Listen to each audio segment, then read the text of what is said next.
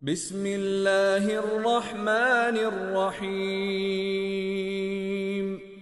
الحمد لله رب العالمين الصلاة والسلام على رسوله الأمين وعلى آله وصحابه الطيبين الطاهرين ومن تبعهم بإحسان إلى يوم الدين أما بعد. وقال الله تعالى في القرآن الكريم: أعوذ بالله من الشيطان الرجيم، بسم الله الرحمن الرحيم. ويدع الإنسان بالشر دعاءه بالخير وكان الإنسان عجولا. وقال رسول الله صلى الله عليه وسلم: من يرد الله به خيرا يفقهه في الدين. صدق الله وصدق رسول الله صلى الله عليه وسلم. பேரன்பும் பெரும் கருணையும் கொடியும் மிக்க பேருபகாரி அல்லாஹ்விற்கே கோடான கோடி புகழ்.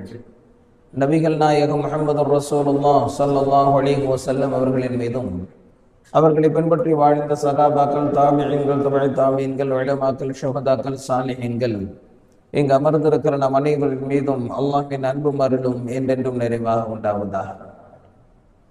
அல்லாஹ்வின் கிருபையால் அவனுடைய பொருத்தத்தை நாடியவர்களாக அவனுடைய மாளிகையில் இத்திகாஃபுடைய நியத்தோடு அமர்ந்திருக்கிற மார்க்க நண்பர்களே, அல்லாஹு ஜல்ல ஷானுஹு தஆலா எந்த நல்ல விஷயங்களை தங்களுடைய வாழ்க்கையில் ஏற்று நடக்கும்படி கட்டளையிட்டுள்ளாரோ அந்த விஷயங்களை தங்களுடைய வாழ்க்கையில் ஏற்று நடக்கும்படியும், எந்த விஷயங்களை விட்டு விலகி இருக்கும்படி கட்டளையிட்டுள்ளானோ அந்த விஷயங்களை விட்டு விலகி இருக்கும்படியும் எனக்கும் உங்களுக்கும் தக்வாவை கொண்டு இறை அச்சத்தை கொண்டு நசீஹத்து செய்தவனாக எனது உரையை ஆரம்பம் செய்கிறேன்.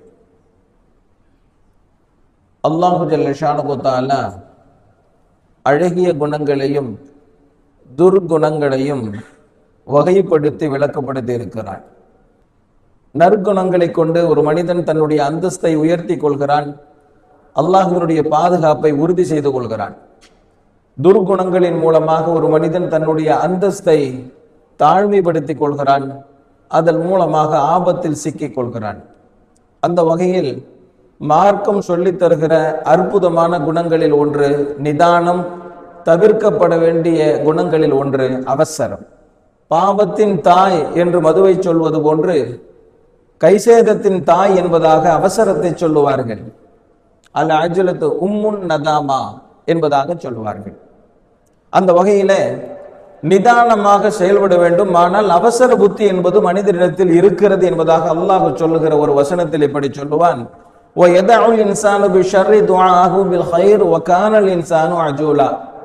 மனிதன் துஆ கேட்பதிலே கூட, பிரார்த்திப்பதிலே கூட அவசரம் காட்டுகிறான். அவன் நல்லதை கேட்பது போன்றே தனக்கு தீங்கு தரக்கூடியதையும் அல்லாஹ்விடத்திலே கேட்கிறான். வகானல் இன்சானு அஜூலா, அவன் அவசரக்காரனாகவே இருக்கிறான் என்பதாக அல்லாஹ் சொல்லுகிறான். மனிதனிடத்தில் இருக்கக்கூடிய பண்புகளில் ஒன்று அவசரம். ஆனால் தவிர்க்கப்பட வேண்டிய பண்புகளாக மார்க்கம் சொல்லுகிறது. நிதானமாக இருந்தால் அதற்கு பின்னால் கிடைக்கக்கூடியது நிம்மதி, அவசரப்பட்டால் அதை தொடர்ந்து கிடைக்கக்கூடியது கைசேதம் என்பதாக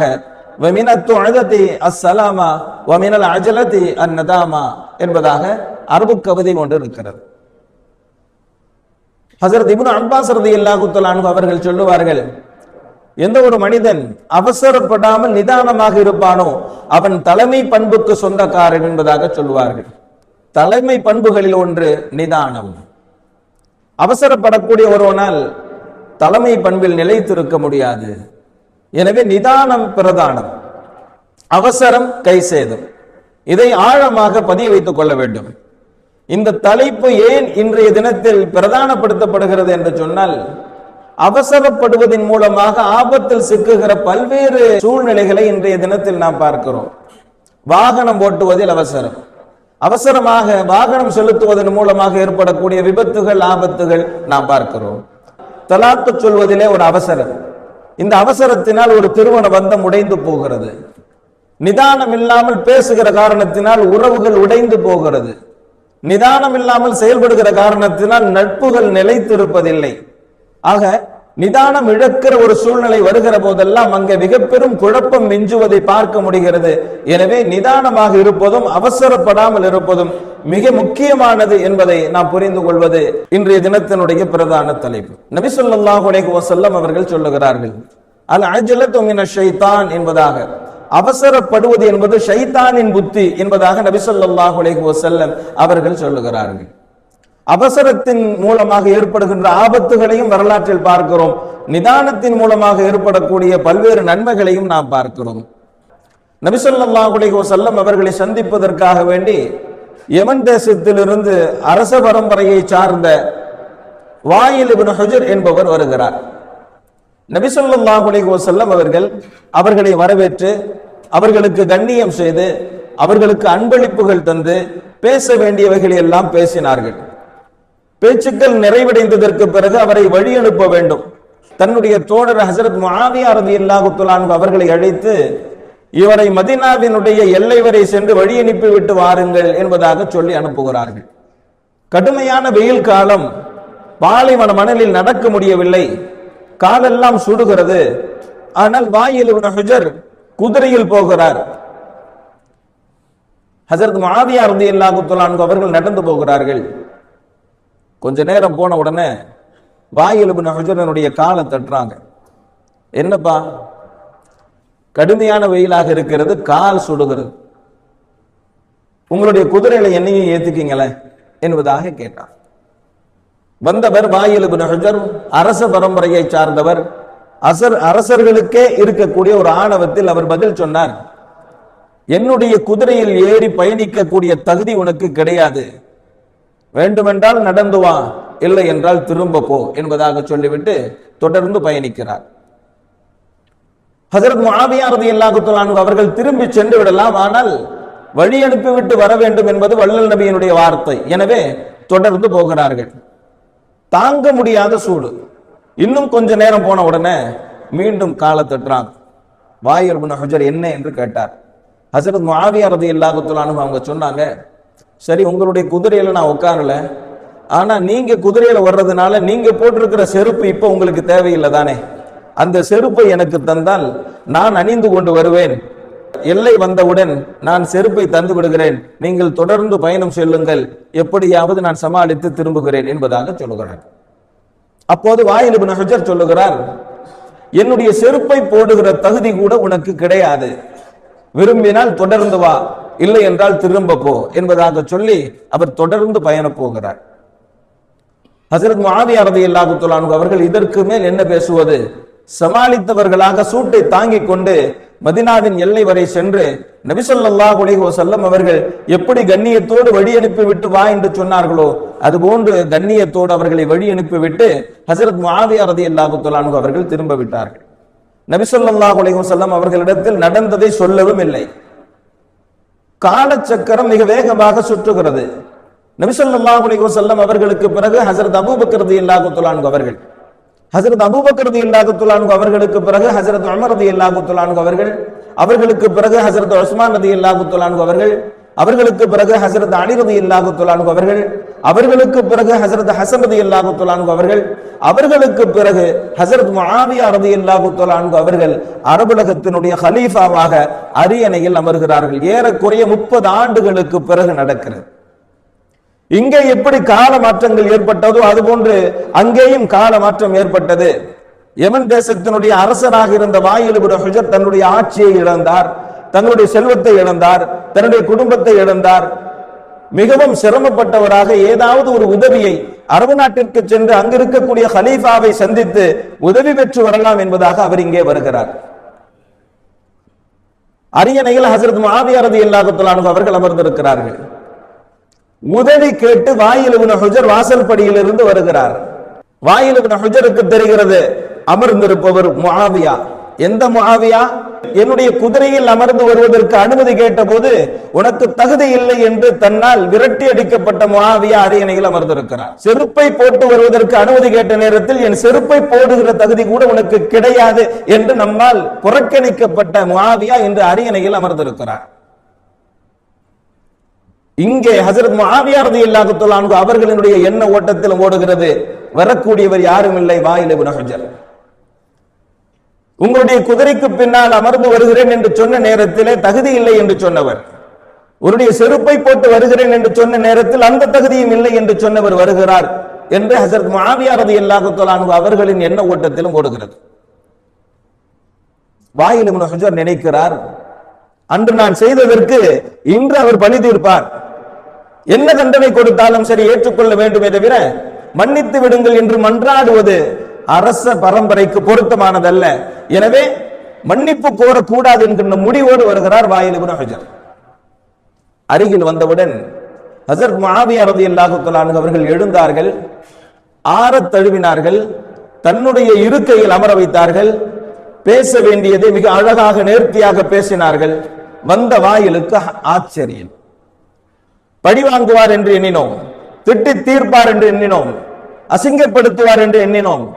ஆனால் ஆறத் தழுவி கண்ணியப்படுத்தி அவருடைய அரியணையில் என்னை அமர வைத்து அழகு பார்க்கிறாரே, ஒருவேளை நான் யார் என்பதை மறந்து விட்டாரோ, 30 ஆண்டுகளுக்கு முன்னால் நடந்த நிகழ்ச்சி மறந்திருப்பாரோ என்று எண்ணியவராக வெட்கி தலை குனிந்தவராய் முஆவியாவிடத்திலே கேட்கிறார் வாயில் இப்னு ஹுஜர், நான் யார் என்று தெரிகிறதா என்பதாக. அப்போது ஹஸரத் முஆவியா ரலியல்லாஹு தஆலா அன்ஹு அவர்கள் சொன்னார்கள், தெரிகிறது, யார் என்று தெரிகிறது. அவர் சொன்னார், நடந்தவைகளை எல்லாம் மறந்து விட்டீர்களா என்பதாக கேட்டார். ஹஸரத் முஆவியா ரலியல்லாஹு தஆலா அன்ஹு அவர்கள் சொன்னார்கள், இல்லை, நமக்கு மத்தியில் என்ன நடந்தது என்பதையும் நான் மறக்கவில்லை, உமக்கும் நபி ஸல்லல்லாஹு அலைஹி வஸல்லம் அவர்களுக்கும் மத்தியில் என்ன நடந்தது என்பதையும் நான் மறக்கவில்லை.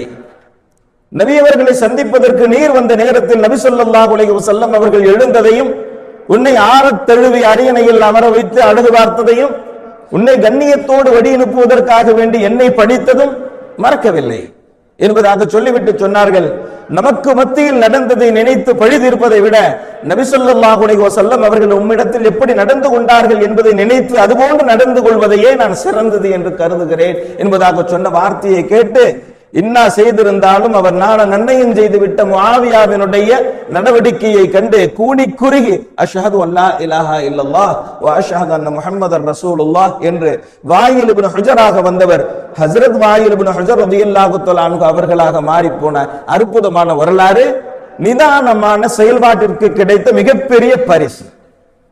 அவசரப்பட்டிருக்கலாம், அநாகரிகமாக நடந்திருக்கலாம், ஆனால் ஹஸரத் முஆவியா ரலியல்லாஹு தஆலா அன்ஹு அவர்கள் நிதானத்தோடு சிந்திக்கிறார்கள். வந்த வாயில் தன்னை எப்படி அசிங்கப்படுத்தி இருந்தாலும் சரி, நபி ஸல்லல்லாஹு அலைஹி வஸல்லம் அவர்களால் கண்ணியம் தரப்பட்ட வாயில் இப்னு ஹுஜருக்கு நாம் கண்ணியத்தோடு நடந்து கொள்வதே சரி என்கின்ற அந்த நிதானமான சிந்தனைக்கு பரிசு. 1000 வரலாற்று சான்றுகளை சொல்லலாம். நிதானத்தோடு செயல்பட்டால் அதனுடைய பரிசு அளப்பெரியது, அவசரத்தோடு செயல்பட்டால் அதனுடைய முடிவு மோசமான. ஹலீஃபா உமர் இப்னு அப்துல் அசீஸ் ரஹிமஹுல்லாஹ் அவங்க ஹலீஃபாவாக இருக்கக்கூடிய நேரத்தில் நகர் வலம் வராங்க. என்ன நடக்குது அப்படிங்கிறத தெரிஞ்சுக்கிறதுக்காக வேண்டி அவர்களோட 2 பாதுகாவலர்களும் வராங்க. அந்த பகுதியில் ஒரு பள்ளிவாசல் இருந்துச்சு. ஹலீஃபா உமர் இப்னு அப்துல் அசீஸ் ரஹிமஹுல்லாஹ் அவங்க அந்த பள்ளிவாசலுக்குள்ள போனாங்க. இந்த பாதுகாவலர்களும் பின்னாடியே வந்தாங்க. இரவு நேரமாக இருந்துச்சு, விளக்கு எரியல. பள்ளிவாசல்ல ஒருத்தர் படுத்திருந்தாரு, தெரியாம அவருடைய காலை மிதிச்சிட்டாங்க. படுத்திருந்தவர் வேகமா எந்திரிச்சு, மஜ்னூன் அன்த, நீ என்ன லூசா அப்படின்னு சொல்லி கேட்டு, வந்த பாதுகாவலர்களுக்கு கோபம் வருகிறது. ஏனென்றால் வந்தவர் ஹலீஃபா. ஹலீஃபா வந்து அப்துல் அசீஸ் ரஹிமஹுல்லாஹ் அவங்க சொன்னாங்க, இல்ல நான் பைத்தியம் இல்லை என்பதாக சொல்லிட்டு அந்த 2 பேர்கிட்ட சொன்னாங்க, இந்த நேரத்தில் வேகப்படுறதுக்கு அர்த்தம் இல்லை, காலை மிதிச்சிட்டேன், கோவப்பட்டாரு, பைத்தியமான்னு கேட்டாரு, இல்லைன்னு சொல்லிட்டேன், முடிஞ்சு. இதற்கு மேல் அவரிடத்தில் பேசுவதற்கு எதுவும் இல்லை என்பதாக அந்த பாதுகாவலர்களை தடுத்து விட்டு அங்கிருந்து சென்றார்கள். கொஞ்சம் யோசிக்க வேண்டும். காலை தவறுதலாகத்தான் மிதித்தார்கள். நம்மிடத்தில் நீ லூசா என்று கேட்டா நாம என்ன சொல்லுவோம்? நீ தான் லூசு, உங்க அத்தா லூசு, உங்க அம்மா லூசு, உங்க குடும்பமே லூசு அப்படின்னு நம்ம சொல்லிடுவோமா இல்லையா? நிதானம், எல்லா நேரத்திலும் நிதானம் என்பது பிரதானம். ஹஸரத் இப்னு அப்பாஸ் ரலியல்லாஹு தஆலா அன்ஹு அவங்க கிட்ட ஒருத்தர் ஒரு மசாயில் வந்து கேட்கிறார். பொதுவாக நிதானம் என்பது அறிஞர்களுக்கு மிகவும் அவசியமானது. ஏன்னு சொல்லி சொன்னா, பலரும் பல்வேறு சந்தேகங்களை கேட்பாங்க. ஆனா பதிலை எப்படி எதிர்பார்ப்பார் அப்படின்னு சொல்லி சொன்னா, தனக்கு சாதகமான பதிலை தான் அவர் சொல்லணும் அப்படிங்கிறத யோசிச்சுக்கிட்டு அவர் கேட்கிற கேள்வியிலேயே அதுக்கு தகுந்த மாதிரி தான் கேட்பாங்க. அப்பத்தான் நாம எதிர்பார்க்கிற மாதிரி பதில் கிடைக்கும் அப்படின்னு சொல்லி உள்ளதை உள்ளபடி சொல்லாமல் தனக்கு சாதகமான பதில் கிடைக்கும் வண்ணம் அதை வளைத்து திரித்துத்தான் கேள்வியை பொதுவாக கேட்பார்கள். இது மனித இயல்பு. ஹஸரத் இப்னு அப்பாஸ் ரலியல்லாஹு தஆலா அன்ஹு அவங்க கிட்ட ஒருத்தர் வந்தார். வந்து ஒரு கேள்வி கேட்டார். கொலை செய்பவருக்கு மன்னிப்பு உண்டா என்பதாக. மன்னிப்பே கிடையாது என்பதாக சொன்னார்கள். அவர் போயிட்டார். பக்கத்தில் இருந்த மாணவர்கள் கேட்டாங்க, கொலை செய்பவருக்கு மன்னிப்பு உண்டு என்பது தானே நாம் அறிந்திருக்கிறோம், புரிந்திருக்கிறோம். நபி ஸல்லல்லாஹு அலைஹி வஸல்லம் அவங்க 99 கொலை செஞ்ச ஒருத்தருக்கு கூட மன்னிப்பு இருக்கிறதாகத்தானே சொல்லி இருக்கிறாங்க. ஷிர்க் செஞ்சா மட்டும்தானே மன்னிப்பு இல்லை. அப்ப கொலை செய்தவருக்கு மன்னிப்பு உண்டு என்று இருக்கிற போது மன்னிப்பே இல்லை என்று நீங்கள் சொன்னீர்களே, விளக்கம் என்ன என்பதாக கேட்கிறான். அப்ப ஹஜ்ரத் இப்னு அப்பாஸ் ரலியல்லாஹு தஆலா அன்ஹு அவங்க சொல்றாங்க, மன்னிப்பு யாருக்கு உண்டு தெரியுமா? ஒருத்தன் கொலை செஞ்சிட்டான், அதுக்கப்புறம் வருந்தினா, கை செய்தப்பட்டான், செஞ்சது தவறு என்பதை உணர்ந்தான், அவன் அல்லாஹ்விடத்தில் மன்னிப்பு கேட்டால் மன்னிப்பு உண்டு. ஆனால் வந்து என்னிடத்தில் கேட்டவன் யார் தெரியுமா? இன்னமே தான் கொலை செய்ய போறான். கொலை செய்யறதுக்கு முன்னாடி நம்மளுக்கு தப்பிக்கிறதுக்கு வழி இருக்குதா அப்படின்னு தெரிஞ்சுக்கிறதுக்காக வேண்டி வந்து கொலை செஞ்சா மன்னிப்பு இருக்கா அப்படின்னு சொல்லி வந்து கேட்டவன் இனிதான் கொலை செய்ய திட்டமிட்டு இருக்கிறான். இவனுக்கு மன்னிப்பே கிடையாது என்று சொன்னால்தான் அவன் அதை செய்ய மாட்டான். இருக்கேன் மன்னிப்பு உண்டு என்று சொன்னா என்ன செஞ்சிருவான்? அப்படியா வசதியா போச்சு அப்படின்னு சொல்லி என்ன செஞ்சிருவான்? அவன் திட்டமிட்டதை சரியாக செஞ்சு முடிச்சிருவான். ஹஜ்ரத் இப்னு அப்பாஸ் ரலியல்லாஹு தஆலா அன்ஹு அவர்கள் சொன்னார், நிதானம், பதில் சொல்வதில் அவர்களுடைய அந்த தூர நோக்கு பார்வை, நிதானம் மிகவும் அவசியமானது. அதே போன்றே வரலாற்றில் நாம் பார்த்திருக்கிறோம், நிதானம் தவறுவதால் ஏற்பட்டிருக்கக்கூடிய பாதிப்புகள். ஒரு 130 பேர் கொண்ட ஒரு படையை நபி ஸல்லல்லாஹு அலைஹி வஸல்லம் அவர்கள் அநியாயம் செய்து கொண்டிருக்கக்கூடிய கூட்டத்திற்கு எதிராக அனுப்பினார்கள். சண்டை நடந்து கொண்டிருக்கிறது, போர் நடந்து கொண்டிருக்கிறது. ஆனால் அவர்களில் ஒருவர் ஹஜ்ரத் உஸாமா இப்னு ஸைத் ரலியல்லாஹு தஆலா அன்ஹு அவர்களோடு கடுமையாக சண்டை போட்டுக் கொண்டிருக்கிறார். ஒரு கட்டத்தில் ஹஜ்ரத் உஸாமா ரலியல்லாஹு தஆலா அன்ஹு அவர்கள் அவரை வீழ்த்தி விட்டார்கள். வெட்டுவதற்கு முனைகிற நேரத்தில் அவர் அஷ்ஹது அல்லா இலாஹா இல்லல்லாஹ் என்பதாக சொல்லி சரணடைந்து விட்டார். ஆனாலும் கூட இவன் தன்னை தற்காத்துக் கொள்வதற்காக வேண்டித்தான் சரணடைகிறான் என்பதாக அவசரப்பட்டவர்களாக அவனை கொலை செய்து விட்டார். ஹஜ்ரத் உஸாமா இப்னு ஸைத் ரலியல்லாஹு தஆலா அன்ஹு அவங்க இந்த செய்தியை நபி ஸல்லல்லாஹு அலைஹி வஸல்லம் அவங்க கிட்ட திரும்பி வந்தவன சொல்றார். நபி ஸல்லல்லாஹு அலைஹி வஸல்லம் அவங்க கோபப்பட்டாங்க. எந்த அளவிற்கு என்று சொன்னால், அவர் சொன்ன அந்த கலிமா உனக்கு எதிராக நாளை மறுமையில் வந்து நின்றால் நீ என்ன செய்வாய் என்பதாக கேட்டார். இஸ்தக்ஃபிர்லி யா ரசூலல்லாஹ், எனக்காக நீங்கள் மன்னிப்பு கோருங்கள் என்பதாக நான் கேட்டேன். ஆனால் நபி ஸல்லல்லாஹு அலைஹி வஸல்லம் அவர்கள் மன்னிப்பு கேட்கிறேன் என்று சொல்லவில்லை, கோபத்தை வெளிப்படுத்தினார்கள். எந்த அளவிற்கு என்று சொன்னால், அந்த நேரத்தில் நான் நினைத்தேன், இதுவரை நான் முஸ்லீம் ஆகாமல் இனி முஸ்லீம் ஆகியிருந்தால் நன்றாக இருக்குமே என்று நான் நினைக்கும் அளவிற்கு நபி அவர்கள் கோபப்பட்டார். முஸ்லீம் ஆனத்தினால தானே இந்த படையில போய் கலந்துக்கிற மாதிரி, அதனால தானே இந்த மாதிரியான ஒரு தவறு நடந்துருச்சு. இதுவரை நான் இஸ்லாத்திற்குள் வராமல் இனி முஸ்லீமாக ஆகியிருந்தால் நன்றாக இருக்குமே என்று நான் எண்ணும் அளவிற்கு நபி ஸல்லல்லாஹு அலைஹி வஸல்லம் அவர்கள் நான் அவசரத்தில் செய்த அந்த தவறுக்காக வேண்டி கோபப்பட்டார்கள் என்பதாக ஹஜ்ரத் உஸாமா இப்னு ஸைத் ரலியல்லாஹு தஆலா அன்ஹு அவர்கள் சொல்லுகிறார்கள். அவசரத்தில், போர்க்களத்திலே கூட நிதானம், எதிரியோடு சண்டையிடுகிற நேரத்திலே கூட நிதானம், நாம் எடுத்து வைக்கிற ஒவ்வொரு அடியும் சரியாக இருக்கிறதா என்கின்ற நிதானம். பனு முஸ்தலக் அப்படின்னு சொல்லி ஒரு சாரார் ஜக்காத் வசூலிச்சுட்டு வர்றதுக்காக வேண்டி வலீத் இப்னு உக்பா அவர்களை நபி ஸல்லல்லாஹு அலைஹி வஸல்லம் அவங்க அனுப்புனாங்க. முன்கூட்டியே செய்தியை சொல்லியாச்சு, உங்கள்ட்ட இருந்து ஜக்காத் வசூலிப்பதற்காக வேண்டி வலீத் இப்னு உக்பா வருகிறார் என்பதாக செய்தி போயிடுச்சு. அவங்க ரொம்ப சந்தோஷப்பட்டு நபி ஸல்லல்லாஹு அலைஹி வஸல்லம் அவங்க கிட்ட இருந்து ஒரு தூதர் வரார், அவரை கண்ணியப்படுத்தணும், அவரை சங்கப்படுத்தணும் அப்படின்னு சொல்லி அந்த கூட்டத்தார்கள் என்ன செஞ்சாங்க, ஊருடைய எல்லையில வந்து கூட்டமா நின்றுக்கிட்டாங்க. அவரை வரவேற்பதற்கும் ஜக்காத்தை அவரிடத்தில் தாராளமாக தருவதற்கும் தன்னை தயார்படுத்தி கொண்டு ஊருடைய எல்லையில் வந்து நிற்கிறார்கள். வலீத் இப்னு உக்பா தூரத்தில் வருகிற போது பார்க்கிறார், ஊருக்கு வெளியே பெரும் கூட்டம். இவர் என்ன நினைச்சிடுறாரு, நம்மளை தாக்குறதுக்கு தான் அவங்க தயாரா இருக்கிறாங்க, ஏன்னா ஜக்காத்து கொடுக்கறதுக்கு மனசு இல்லை போல தெரியுது, அவங்களாம் முர்த்தத் ஆயிட்டாங்க போல தெரியுது அப்படின்னு சொல்லி இவராவே முடிவு பண்ணிட்டு நபி ஸல்லல்லாஹு அலைஹி வஸல்லம் அவங்க கிட்ட வந்து, யா ரசூலல்லாஹ், அவங்க ஜக்காத்தை கொடுக்குற மாதிரி தெரியல, எல்லாம் முர்த்தத் ஆயிட்டாங்க, ஏன்னா கொலை செய்யறதுக்காக வேண்டி தயாராயிட்டாங்க, இப்படியே தப்பிச்சு வந்துட்டேன் என்பதாக சொல்றார். அல்லாஹு ஜல்ல ஷானுஹு தஆலா திருக்குர்ஆனுடைய ஒரு வசனத்தை இறக்கினான், யா அய்யுஹல்லதீன ஆமனு இன் ஜாஅக்கும் ஃபாஸிகுன் பினபஇன் ஃபதபய்யனு, யாராவது ஒரு செய்தி உங்களிடத்திலே கொண்டு வந்து தந்தால் அது உண்மைதானா என்று நிதானமாக அதை ஆராயுங்கள். சொல்றதெல்லாம் நம்பாதீங்க. யாராச்சும் ஒரு செய்தியை கொண்டு வந்து சொன்னா அதில் உண்மை எந்த அளவிற்கு இருக்கிறது என்பதை யோசியுங்கள், ஆராயுங்கள், தெளிவுபடுத்திக் கொள்ளுங்கள் என்பதாக அல்லாஹ் ஜல்ல ஷானுஹு தஆலா திருக்குர்ஆனுடைய ஒரு வசனத்தை இலக்குகிறார். நபி ஸல்லல்லாஹு அலைஹி வஸல்லம் அவங்க ஹஸரத் ஹாலித் பின் வலீத் ரலியல்லாஹு தஆலா அன்ஹு அவங்களை கூப்பிட்டு சொல்றாங்க, இவர் சொன்ன செய்தியில எனக்கு சந்தேகம் இருக்கு, அது உண்மையா அப்படின்னு சொல்லி நீ போய் பார்த்துட்டு வா.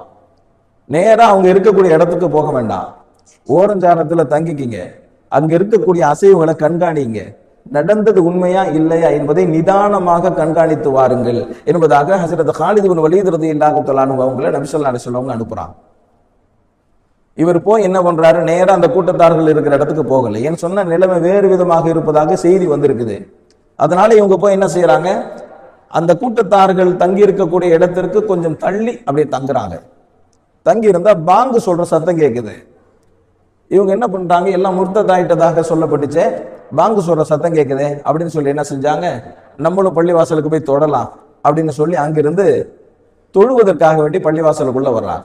வந்து பார்த்தா நிலைமை அப்படியே வேறாக இருக்கிறது, நல்ல சூழல் இருக்கிறது. உடனே ஹஜ்ரத் ஹாலித் பின் வலீத் ரலியல்லாஹு தஆலா அன்ஹு அவங்க நபி ஸல்லல்லாஹு அலைஹி வஸல்லம் அவங்க கிட்ட போய் வந்த தகவல் தவறானது. ஏன் சொல்ல வருகிறேன், நபி ஸல்லல்லாஹு அலைஹி வஸல்லம் அவர்கள் கூட சொன்னார்கள், கிடைக்கிற செய்தியை எல்லாம் அடுத்தவர்களிடத்திலே சொல்பவன் அவன் பொய்யன் என்பதற்கு போதுமானது என்பதாக சொன்னார்கள். அந்த காலத்துல எந்த அளவிற்கு பொருந்துச்சோ இல்லையோ, இன்றைய வாட்ஸ்அப் உலகத்தில் அது பொருந்தி இருக்குது. வந்த செய்தி எல்லாவற்றையும் அப்படியே ஃபார்வேர்டு செய்யறது, உண்மைதானா இல்லையா, இப்போது நடந்ததா எப்போது நடந்தது, தேவைதானா தேவையில்லையா, எதை பற்றியும் கவலைப்படாமல் வருகிற செய்தி அத்துணையையும் ஃபார்வேர்டு செய்யக்கூடிய பழக்கம் சிலர்கிட்ட இருக்குது. மெசேஜ் வந்துகிட்டே இருக்கும். முதல் நாள் தான் அதே செய்தி வந்திருக்கும், அதுக்கு முதல் நாள் அதே செய்தி வந்திருக்கும், ஆனால் வந்ததே வரும், அனுப்பியதையே அனுப்பி கொண்டிருப்பார். ஏனென்று சொன்னால் அவருக்கு அதுதான் வேலை, அவரே பார்த்திருக்க மாட்டார் என்பதுதான் ஆச்சரியம். வந்துச்சு ஃபார்வர்டு பண்ண, என்ன இருந்துச்சு அவரே பார்க்கல. இப்படிப்பட்ட ஒரு சூழலுக்கு இந்த ஆயத்தும் இந்த ஹதீஸும் எவ்வளவு பொருத்தமானது என்பதை யோசிக்க வேண்டும். ஹஸரத் மூசா அலைஹிஸ்ஸலாம் அவங்க ஹஸரத் ஹித்ர் அலைஹிஸ்ஸலாம் அவங்களை சந்திக்கிறதுக்கு போன வரலாறு நமக்கு தெரியும் தானே. ஏன் கூட நீங்க வர்றீங்க, இங்க நடக்கிறது எதை பத்தி கேட்க கூடாது, எல்லாம் நடக்கும், பார்த்துக்கிட்டே வாங்க, யோசிச்சுக்கிட்டே வாங்க, சிந்திச்சுக்கிட்டே வாங்க, கடைசியா பதில் சொல்றேன். நடக்கிறதுக்கெல்லாம் என்ன செய்யக்கூடாது, விளக்கம் கேட்டுக்கிட்டு அவசர அவசரமா பேசக்கூடாது அப்படிங்கிற நிபந்தனையோட தான் ஹஸரத் ஹித்ர் அலைஹிஸ்ஸலாம் அவங்க ஹஸரத் மூசா அலைஹிஸ்ஸலாம் அவர்களை அழைச்சிட்டு போறாங்க. ஹஸரத் ஹித்ர் அலைஹிஸ்ஸலாம் அவர்கள் ஆசிரியர், ஹஸரத் மூசா அலைஹிஸ்ஸலாம் அவர்கள் மாணவர். வரலாறு நமக்கு தெரியும் தானே. ஒரு கப்பலை ஓட்ட போட்டாங்க, ஏன் ஓட்ட போடுறீங்கன்னு கேட்டாங்க.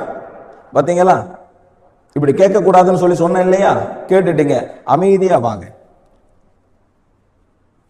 ஒரு செவரை சரி பண்ணினாங்க, ஹஸரத் மூசா அலைஹிஸ்ஸலாம் கேட்டாங்க, நம்மளுக்கு விருந்து கொடுக்கல, நம்மளை கண்ணியப்படுத்தல, இந்த ஊருக்காரர்களுக்கு ஏன் நல்லது செய்றீங்க கேட்டாங்க. பாத்தீங்களா, திரும்ப அவசரப்படுறீங்க, அமைதியா வாங்க. ஒரு சிறுவன் விளையாடிக்கிட்டு இருந்தா அவனை போய் கொலை செஞ்சுட்டாங்க. ஹஸரத் மூசா அலைஹிஸ்ஸலாம் அவங்க கேட்டாங்க, சின்ன புள்ள அது என்ன தப்பு பண்ணிச்சு, உடனே கொலை செஞ்சுட்டீங்களே.